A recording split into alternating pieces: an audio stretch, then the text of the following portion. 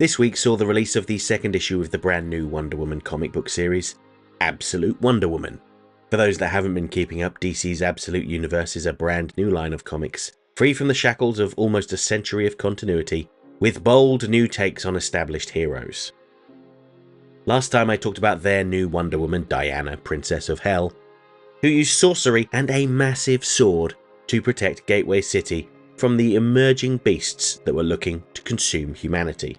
When we last saw our hero, she confronted the massive beast Harbinger Prime, and this issue continues that fight. Briefly. It's mostly about introducing the book's supporting cast, namely Steve Trevor, who I will get to shortly. So, as is my wont, rather than doing a beat-by-beat breakdown of what happens in the book, after all, I want you guys to go out and read it yourselves, let's instead talk about some of the things that interested me in this issue. The first thing I want to talk about is Wonder Woman's equipment. Last issue introduced us to her massive Buster Sword, but this issue includes the debut of her new lasso. Wonder Woman's lasso is named Nemesis, a lasso of vengeance and punishment, not truth. It inflicts pain on people that is equal to the pain that they have inflicted on others. This lasso is named after the Greek goddess of retribution and revenge. This really sets the tone for the absolute Wonder Woman. She still uses the lasso to force compliance, but it's through righteous pain, rather than making them tell the truth. I say the pain is righteous because it doesn't surpass the pain they've inflicted on others. If you're a good person and you get caught in the lasso, you've got nothing to worry about. Mean people, however, will have a bad time. I'm curious to see how Nemesis would work with an average everyday person, considering we have all hurt other people in our lifetime, some more so than others, but certainly less than a demonic beast from the depths of hell. I hope.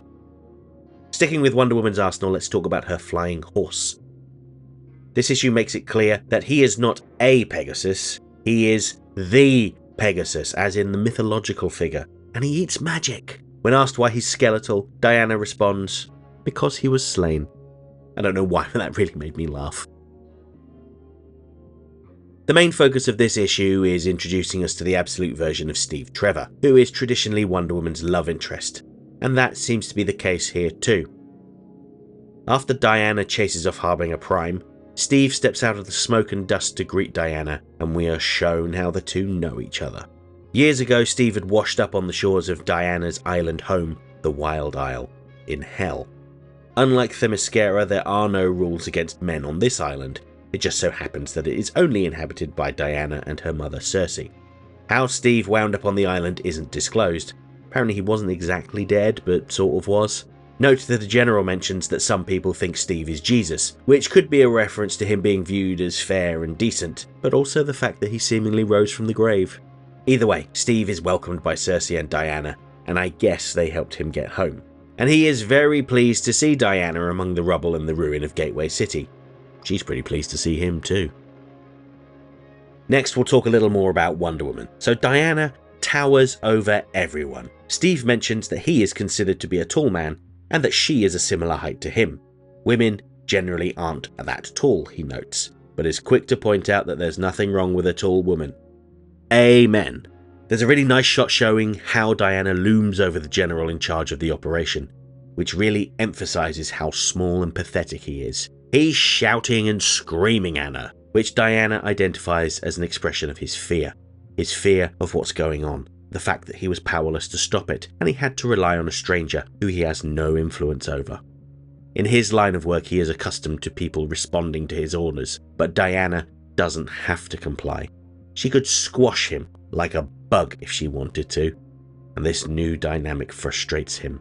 Diana is calm and not at all demeaning when she speaks to people, even those that are hostile towards her, like the General and Harbinger Prime. She even negotiates with Harbinger Prime, saying that she is more than capable of causing him great pain, but would rather he just turned around and left Gateway City.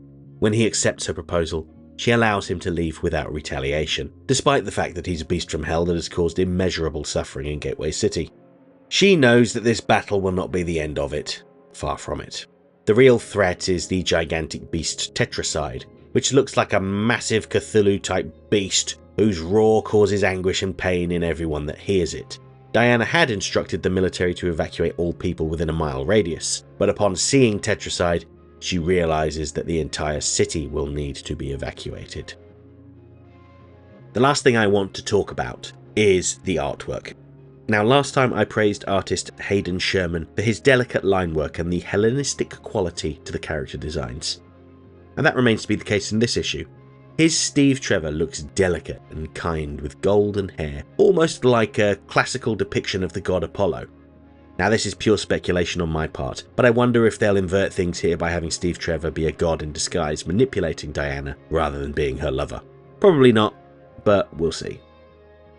I also want to highlight the work of colorist Jordine Belair.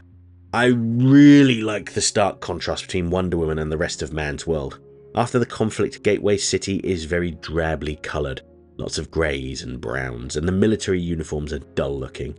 Diana, meanwhile, pops in her red outfit, and her piercing blue eyes really stand out. Really nice work all round.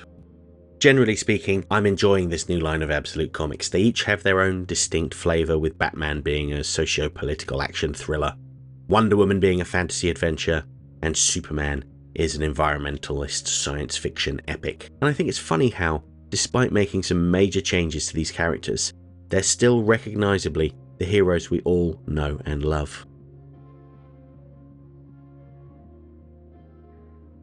Okay, that's it for this week's essay. If you liked the video, don't forget to like, share, subscribe, leave a comment, tell all your friends about me.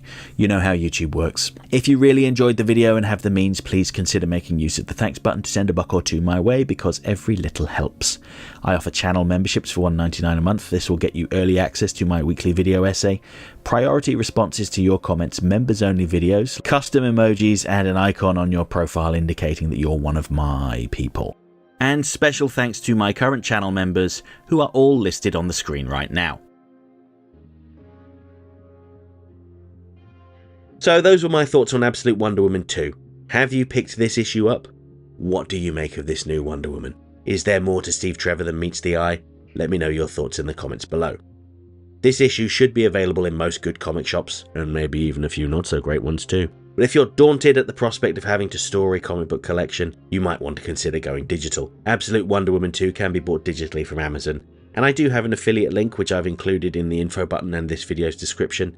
If you use that link, it will help out my channel, but hey, no pressure. In next week's comic-centric video, I'll be talking about the second issue of Absolute Superman, where Superman is poised to face off against the Peacemakers and Lois Lane. Hope to see you then.